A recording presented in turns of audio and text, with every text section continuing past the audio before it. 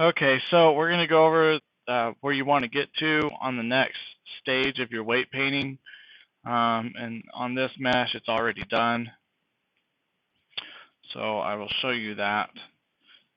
Before I get started, just so I don't forget, I wanted to show you how I oriented these brow joints wrong. I have not fixed them, just so I can show you. And so notice X is pointing over to the left side, character's left, and we would like that to point the other direction because on this side it does, and we would like Y to point up. So we could get X pointing over this way and Y pointing up that way, and then Z, we won't be able to get Z, I don't think, to also point the correct way, but that's okay. The main two axes that we need to be able to move this brow joint on are up and down and in and out of the face. Not into the center of the face, but across the face. Yes?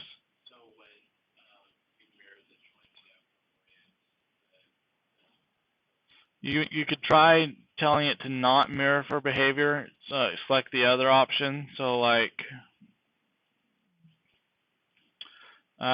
mirror orientation. You could try that and see if it works. In fact, let's just try it real quick.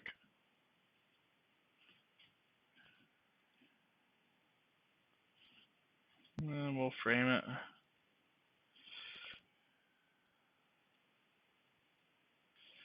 Okay. Well, that didn't even mirror across the axes, so I must have done that wrong. Delete that and try it again. We'll go skeleton, mirror joint. We'll do it across the YZ. Yeah. Mirror for behavior, search for left, go to right.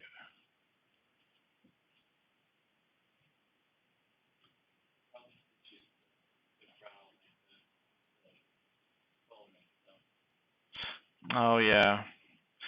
Oh yeah. So I should point this out also. It's a good thing that happened actually for you guys. What I did is I wanted the brow joints to operate so that I could translate them, and they would be zeroed out. And so all I did was duplicate it and then parent the original to the duplicate, and that makes it so that it operates and its space is all zeroed out. Okay, that way I can translate it and still get it back to 0 just by entering in 0. Okay, so I did add some joints right here. And then to mirror, we need to select that joint.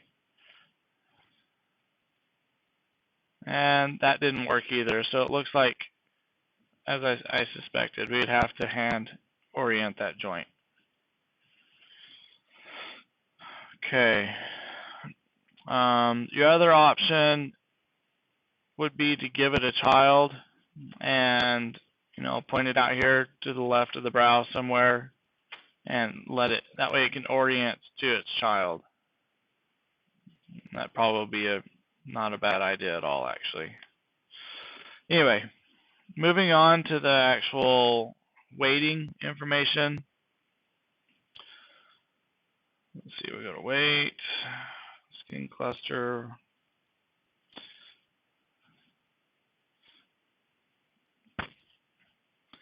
hide joints, my tool settings, and so the next major division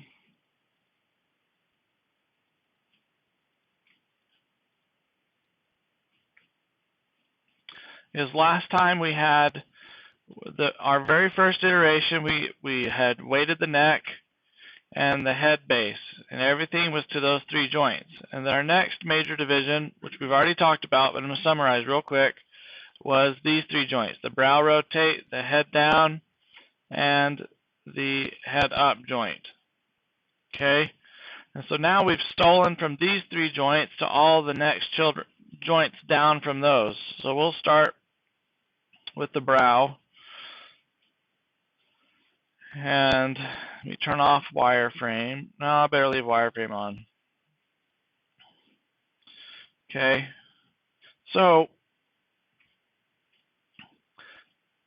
now that I've stolen the brow, the thing that's missing is the weighting that is directly on the brow.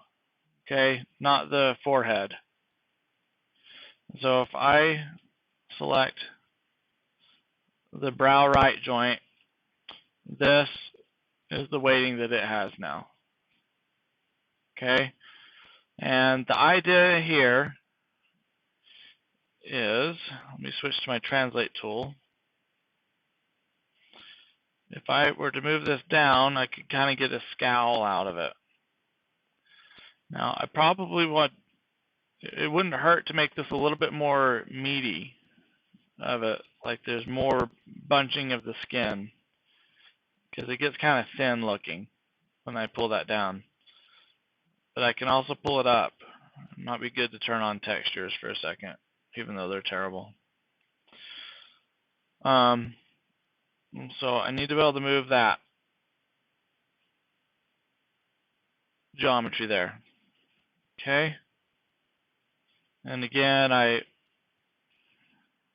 duplicated these brow joints, and then I parented it to the original to the duplicate so that I could zero these out.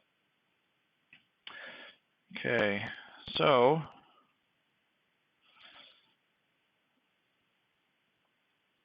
that's the brow, and the left side is the same over there. Okay, and you'll notice that it blends across the center just a tiny bit here. That will be important. Yes, you do want that to blend across just a little bit. Okay, so that's the brow. So we've covered that. Now let's go to the head down joint.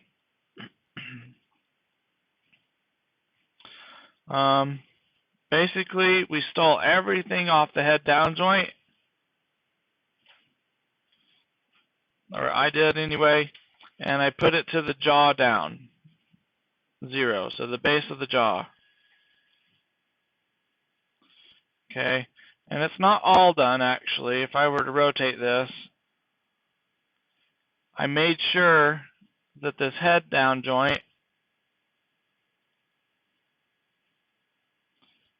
it still has, maybe I lied.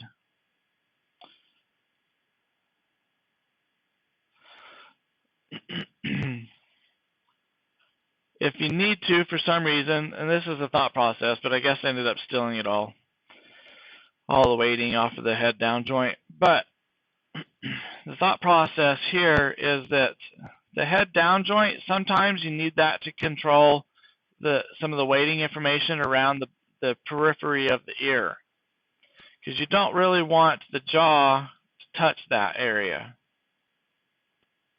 Okay, it can touch back behind it a little bit, and your jaw actually, in reality, it does displace your ear a little bit, but just a little tiny bit.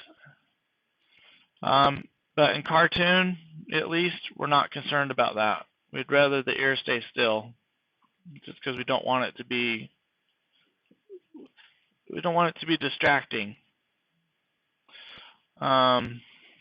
Anyway, okay, so that's that, and then that one was really easy. So the rest of the jaw down joints don't have any weighting information yet.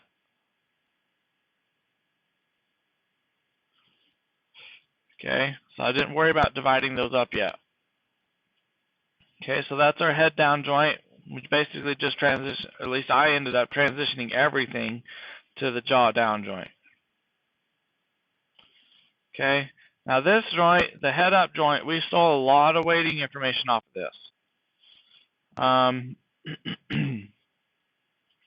We had to steal the cheeks out of it ever so subtly. Let me put the jaw down back.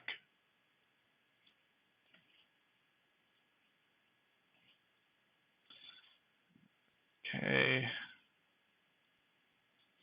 And then, okay.